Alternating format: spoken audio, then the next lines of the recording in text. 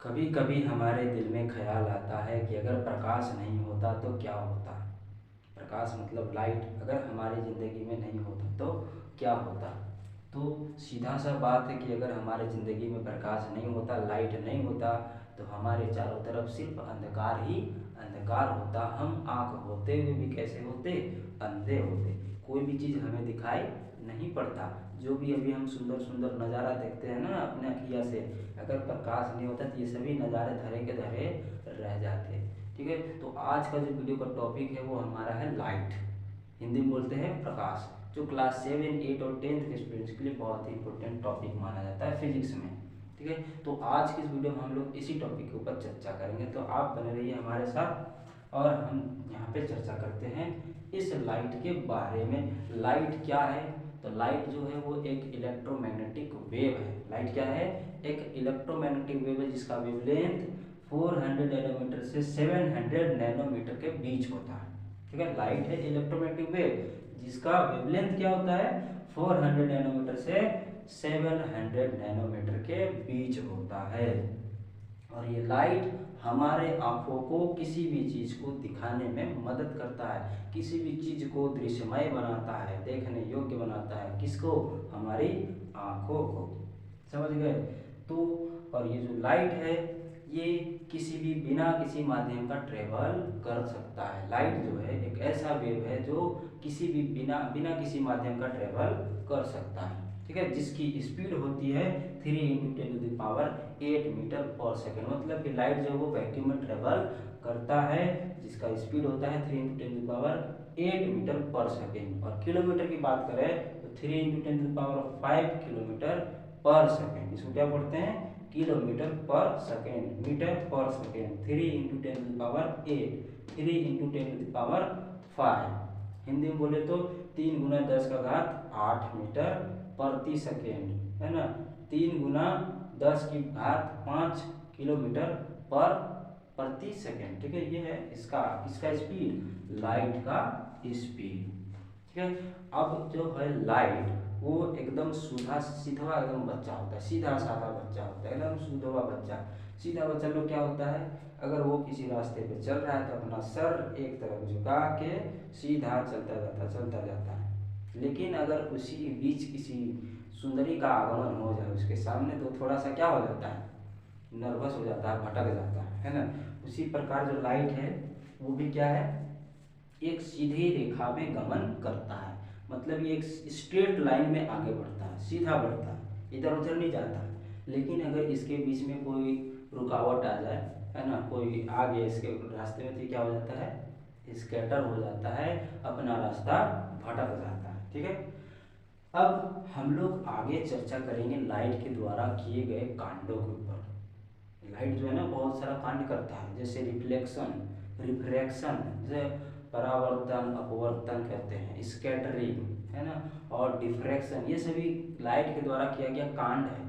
और इन कांडों के कारण बहुत सारा घटना घटता है। जैसे अगर रिफ्लेक्शन होता है लाइट का तो उसके कारण इमेज बनता है, प्रतिबिंब बनता है, किसी भी वस्तु का क्या बन जाता है, प्रतिबिंब बनता है। ठीक है, और अगर रिफ्रैक्शन के कारण जो एक और कांड है लाइट के द्वारा किया जाने वाला, रिफ्रैक्शन से अपवर्तन कहते हैं, उसके कारण क्या होता है, आप देखे होंगे कि अगर कोई गिलास में पानी डाल के उसमें पेंसिल डाल दिए तो पनिया में जो पेंसिल रहता है वो थोड़ा सा मोटा दिखता है, तो अपने एक्चुअल साइज से क्या दिखता है, मोटा।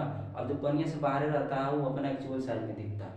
ठीक है, तो ये किसके द्वारा है, ये लाइट के द्वारा किए गए कांड के कारण ये घटना घटा है जिसका नाम है रिफ्रैक्शन। ठीक है, अब दूसरा है आपका स्कैटरिंग, ये जो तारा उरा जो टिमटिमाता हुआ दिखाई पड़ता है। और ये क्या बोलते हैं उसको, जो बादल जो होता है वो हमें वाइट दिखाई पड़ता है। आसमान में जो बादल होता है वो देखे थे होंगे कि हमको वाइट वाइट दिखता है। ये भी किसका द्वारा किया गया कांड है, लाइट के द्वारा। तारे टिमटिमाते हुए नजर आते हैं, इस ये भी किसका कांड है, लाइट का ही कांड है। तो हम लोग सबसे पहला कांड के ऊपर चर्चा करेंगे जिसका नाम है रिफ्लेक्शन। तो लाइट का रिफ्लेक्शन क्या होता है, इस टॉपिक के ऊपर हम लोग अभी चर्चा करते हैं, क्या होता है लाइट की रिफ्लेक्शन। तो पहला कांड इसका हम लोग पढ़ने वाले हैं, रिफ्लेक्शन ऑफ लाइट, परावर्तन। क्या होता है इसका हिंदी, परावर्तन। परावर्तन, किसका परावर्तन, प्रकाश का परावर्तन क्या होता है। तो देखिए यहाँ तो रिफ्लेक्शन को समझने से पहले हमको एक चीज समझना पड़ेगा जिसको बोलते हैं रे ऑफ लाइट, हिंदी में बोलते हैं प्रकाश का किरण। अब ये किरण क्या होता है, क्योंकि जो किरण है ये शब्द इस टॉपिक में बार बार यूज होने वाला है, तो इसको पहले समझ लेते हैं कि जो किरण है प्रकाश का उसे किसे कहते हैं। ठीक है, तो आपने मैथमेटिक्स में पढ़ा होगा किरण के बारे में कि वो एक ऐसा लाइन है किरण जो किसी बिंदु से निकलता हुआ प्रतीत होता है और अंत तक जाता हुआ प्रतीत होता है। निकलता कहाँ से, एक बिंदु से निकलता है और जाता कहाँ तक है, अनंत तक। उस जैसे लाइन को क्या बोलते हैं हम लोग, किरण कहते हैं। तो यहाँ भी वही बात है, ये जो किरण है या प्रकाश का जो किरण है या लाइट का जो रे है वो क्या है, लाइट के रास्ता को दिखाने वाला एक लाइन है। क्या का जो रास्ता दिखलाने वाला एक लाइन जो लाइट के सोर्स से निकला और अनंत तक जाता है उसे हम लोग किरण कहते हैं, प्रकाश की रे कहते हैं, लाइट की। ठीक है, तो अब हम लोग समझते हैं रिफ्लेक्शन क्या होता है। किरण हम लोग ने समझ लिया, अब समझना हमको कि रिफ्लेक्शन क्या होता है। रिफ्लेक्शन एक लाइट के द्वारा किया गया कांड है, एक घटना है, ठीक है, एक फेनोमेना है जिसे हम लोग रिफ्लेक्शन करते हैं। देखिए क्या होता है रिफ्लेक्शन। रिफ्लेक्शन का मतलब होता है टकरा के वापस आ जाना, सीधा सा बात है रिफ्लेक्शन का, किसी भी चीज से लाइट का टकरा के वापस उसी माध्यम में क्या होता है ना, लौट जाना, क्या कहलाता है, रिफ्लेक्शन कहलाता है। ठीक है, लाइट का मतलब प्रकाश की किरण का किसी सतह से टकरा करके पुनः अपने ही माध्यम में दूसरी दिशा में लौट जाना क्या कहलाता है, परावर्तन कहलाता है, रिफ्लेक्शन ऑफ लाइट कहलाता है। जैसे यहाँ पे हमने एक डायग्राम बनाया है रिफ्लेक्शन ऑफ लाइट को दर्शाने के लिए। देखिए यहाँ से एक लाइट, यहाँ पे एक लाइट सोर्स है जो क्या कर रहा है, अपने अंदर से लाइट निकाल रहा है। ये इधर से झूमते हुए आ रहा था, यह मिरर पे कहाँ हो गया, टकरा गया। मिरर का इधर कहाँ पे चल भाग इधर से, तो ये क्या हो गया, वापस अपने ही माध्यम में दूसरे दिशा में क्या होगा, चला गया। तो ये यहाँ से आया और इधर चला गया, इसे हम लोग क्या बोलते हैं, रिफ्लेक्शन। अब इस रिफ्लेक्शन में कुछ बिंदुएं हैं जिसको समझना बहुत ही आवश्यक है। जैसे कि यहाँ पे पहला बिंदु दिया हुआ है एम डैश, तो यहाँ आप देख रहे होंगे फिगर में एम डैश, इसको एम डैश पढ़ते हैं। ये क्या बता रहा है, दर्पण दर्शा रहा है। किसको दर्शा रहा है, ये दर्पण को, जो कि एक रिफ्लेक्टिंग सरफेस का काम कर रहा है, जो लाइट को टकरा कर फिर उसी माध्यम में वापस भेजने का काम कर रहा है, जिसको इंग्लिश में बोलते हैं मिरर। अब इस मिरर पे एक यहाँ पे पॉइंट दिख रहा होगा जिसको ओ से डिनोट किया गया है, ओ से दर्शाया गया है, जिसको बोलते हैं पॉइंट ऑफ इंसिडेंस या हिंदी में बोलते हैं आपतन बिंदु। आपतन मतलब क्या होता है, प्रकाश का किसी सतह से टकराना, क्या कहलाता है, आपतन कहलाता है। कहाँ पे आपतन हो रहा है इसका, कहाँ पे टकरा रहा है, पॉइंट ओ पे। तो इस पॉइंट को क्या बोलते हैं, पॉइंट ऑफ इंसिडेंस या आपतन बिंदु कहा जाता है। ठीक है, अब इस मिरर पे यहाँ पे एक ऐसा टोटल लाइन दिख रहा होगा ओ एन, क्या दिख रहा है, ओ से लेकर के एन तक एक टोटल लाइन है, जिस लाइन को क्या कहा जाता है, नॉर्मल, जो कि किस पे है, मिरर पे है, 90 डिग्री पे, जिसे हिंदी में बोलते हैं अभिलंब। अब यहाँ पे दिख रहा होगा कि ए से ओ की ओर आता हुआ एक लाइन है जिसे हम लोग रे, इसको बोलते हैं, किसका रे माना गया है, यहाँ पे लाइट का रे माना गया। और इस रे को क्या बोला जाता है, इंसिडेंट रे या आपतित किरण। ये किरण क्या कर रही है, मिरर से टकरा रही है, आपतित हो रही है। ठीक है, इसलिए इसका नाम क्या हो गया, आपतित किरण। ये प्रकाश का एक क्या है, किरण है। अब यहाँ पे देख रहे होंगे कि ओ से बी की ओर एक किरण जाती हुई दिखाई दे रही है, जिसको हम लोग रिफ्लेक्टेड रे कहते हैं, हिंदी में परावर्तित किरण कहते हैं। ये किरण क्या है, यहाँ से टकरा के वापस जा रही है, रिफ्लेक्ट हो रही है, परावर्तित हो रही है, इसलिए इसका नाम क्या हो गया, परावर्तित किरण। ये आ रही थी इसलिए आपतित, ये जा रही है परावर्तित। यहाँ पे देख रहे हो कि एंगल बन रहा है, ये जो नॉर्मल है और यहाँ पे जो आपतित किरण है उसके बीच एक एंगल बन गया है, उस एंगल को क्या बोलते हैं, एंगल ऑफ इंसिडेंस, हिंदी में बोलते हैं आपतन कोण।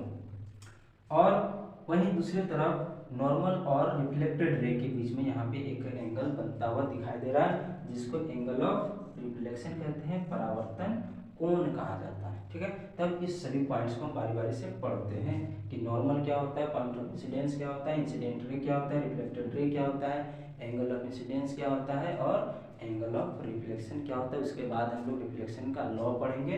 तो चलिए समझते हैं सभी पॉइंट को बारी बारी से।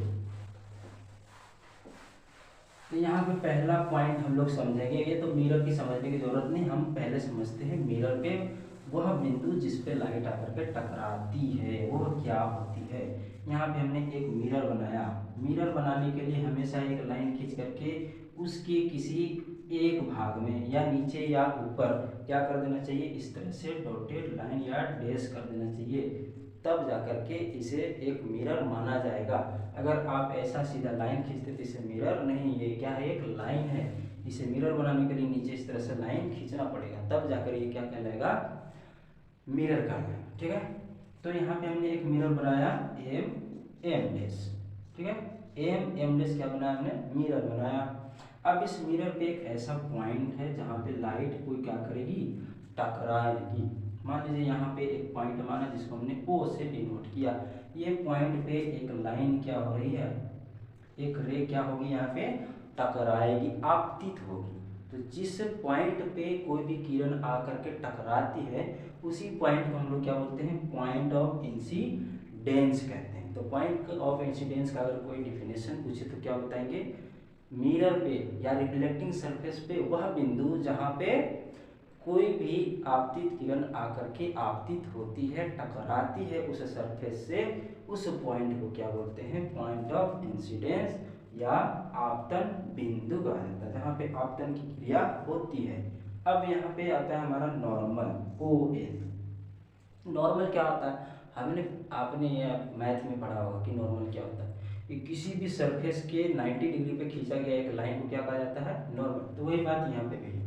ठीक है, तो यहाँ पे कहाँ पे खींचा जाता है, ये भी क्या होता है, जो रिफ्लेक्टिंग सरफेस है या जो आपतन जो सरफेस है या सतह है जहाँ पे आपतन होना है उस पे क्या खींचा जाता है, 90 डिग्री का लाइन खींचा जाता है। ठीक है, इस सरफेस पे 90 डिग्री पे क्या खींचा जाएगा, लाइन खींचा जाएगा, जिसे हम लोग अभिलंब कहेंगे। और ये लाइन कहाँ खींची जाएगी, जहाँ पे पॉइंट ऑफ इंसिडेंस होगा।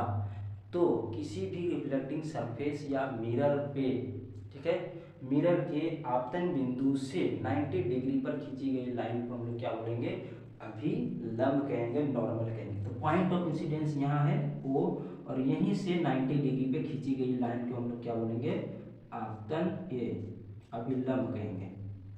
ठीक है, ये 90 डिग्री पे क्या खींचा गया, एक लाइन है, ये तो लग नहीं रहा है 90 डिग्री, ये क्या है, एक 90 डिग्री पे किस बिंदु पे, पॉइंट ऑफ इंसिडेंस पे मिरर पे क्या किया गया है, मिरर की सतह से 90 डिग्री पे एक लाइन खींची गई है, जिसे हम लोग क्या बोलते हैं, नॉर्मल कहा जाता है।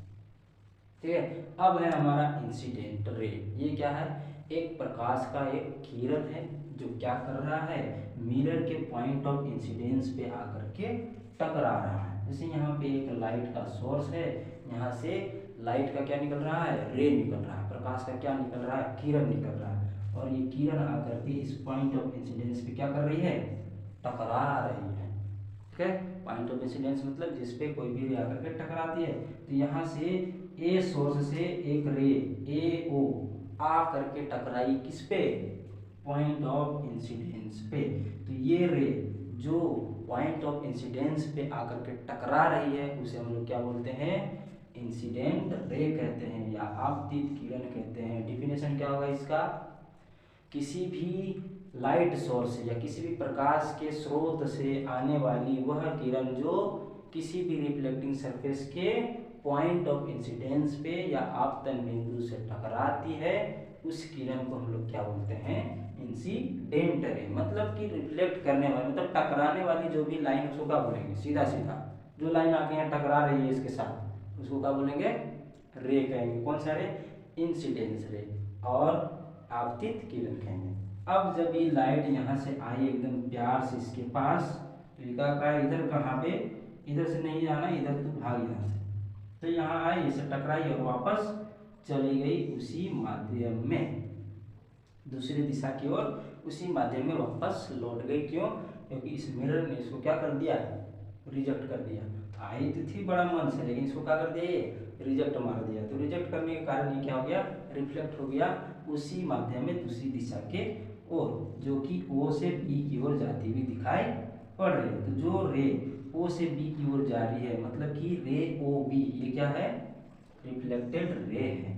ठीक है, परावर्तित किरण है। जो किरण मिरर से या किसी रिफ्लेक्टिंग सरफेस से टकरा करके वापस चली जाती है उस किरण को क्या बोलते हैं, परावर्तित किरण या रिफ्लेक्टेड रे कहते हैं।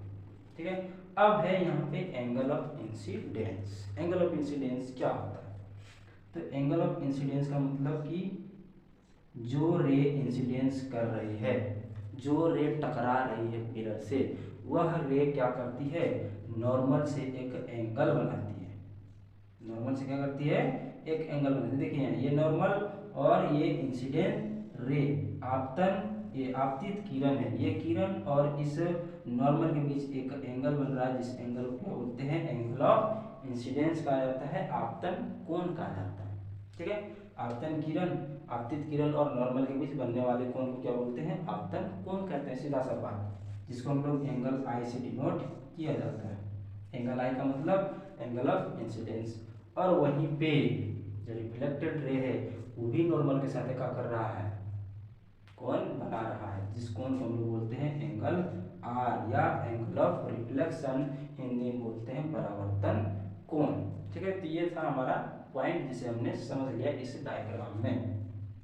ठीक है, अब हम लोग को पढ़ना है लॉ ऑफ रिफ्लेक्शन या परावर्तन के नियम क्या होते हैं। ठीक है, तो इसको भी हम लोग समझते हैं कि क्या होता है परावर्तन का नियम। पढ़ते हैं रिफ्लेक्शन के लॉज को पढ़ते हैं। ठीक है, परावर्तन का नियम के बारे में पढ़ते हैं। ठीक है, ये एक खास नियम होता है जो हमेशा परावर्तन फॉलो करता ही है। ठीक है, इस रूल को परावर्तन हमेशा क्या करता है, लागू करता है। ठीक है, तो यहाँ पे पहला नियम क्या है परावर्तन का, पहला लॉ क्या है रिफ्लेक्शन का, तो ये है incident ray, reflected ray and normal at the point of incidence are all are lies in same plane. मतलब कि जो इंसिडेंट रे है और जो रिफ्लेक्टेड रे है और जो नॉर्मल है वो सभी पॉइंट ऑफ इंसिडेंस पे होते हैं और एक ही प्लेन में होते हैं, एक ही सरफेस पे होती है, एक ही लाइन पे होते हैं। ठीक है, जैसे यहाँ पे एक क्या बनाया हमने, मिरर बनाया और इस मिरर पे ये क्या है, एक पॉइंट ऑफ इंसिडेंस है, यहीं पे इस पॉइंट के ऑफ इंसिडेंस पे क्या है, एक नॉर्मल है, और जो रिफ्लेक्टेड रे होगा इसी इंसिडेंट पे टकराएगा और इसी इंसिडेंस पॉइंट से रिफ्लेक्टेड रे भी निकलेगा। तो यहाँ पे देख सकते हैं कि ये जो रिफ्लेक्टेड रे है और ये जो इंसिडेंट रे है और रिफ्लेक्टेड रे है और जो नॉर्मल है वो सभी किस पे है, पॉइंट ऑफ इंसिडेंस पे है और एक ही प्लेन पे है। ये क्या है, एक प्लेन है और ये क्या है, पॉइंट ऑफ इंसिडेंस है। इसी पे क्या है, इंसिडेंट रे है, आपतित किरण है, इसी पे क्या है, रिफ्लेक्टेड रे है, परावर्तित किरण है, इसी पे क्या है, नॉर्मल है। तो ये है पहला नियम किसका, परावर्तन का। ठीक है, जिसपे आपतित किरण, परावर्तित किरण, नॉर्मल सभी एक ही पॉइंट ऑफ इंसिडेंस होते हैं और एक ही प्लेन में होते हैं। दूसरा नियम कहता है, क्या कहता है दूसरा नियम परावर्तन का, कि angle of incidence and angle of reflection both are always equal to each other. मतलब कि जो एंगल ऑफ इंसिडेंस है और एंगल ऑफ रिफ्लेक्शन है ये दोनों आपस में क्या रहता है, हमेशा बराबर रहता है। That is angle I is equal to angle R. Angle I जो है वो एंगल आर का हमेशा क्या रहेगा, बराबर रहेगा। मतलब एंगल आई अगर 60 डिग्री है, ठीक है, angle I is equal to अगर 60 डिग्री है तो angle R is equal to भी क्या होगा, 60 डिग्री ही होगा। ये दूसरा नियम कहता है किसका, परावर्तन का। ठीक है, आगे हम लोग पढ़ेंगे कि रिफ्लेक्शन के द्वारा किस प्रकार से वस्तु का प्रतिबिंब बनता है हमारी आंखों में या दर्पण में। जब हम देखते हैं अपने आप को तो हमारा प्रतिबिंब उसमें दिखाई पड़ता है। ये किसके कारण होता है, परावर्तन के कारण। कोई भी आपसे पूछे कि हमारी इमेज दर्पण में किस कारण बनता है, तो प्रकाश के परावर्तन के कारण ही बनता है। तो आगे हम लोग इस पे चर्चा करेंगे कि किसी भी रिफ्लेक्शन के बाद लाइट का जो परावर्तन होता है उसके बाद इमेज कैसे बनता है, प्रतिबिंब कैसे बनता है, वो हम लोग आगे पढ़ेंगे। तब तक के लिए धन्यवाद। वीडियो अच्छा लगे तो लाइक शेयर जरूर करिए और सब्सक्राइब भी जरूर करिए।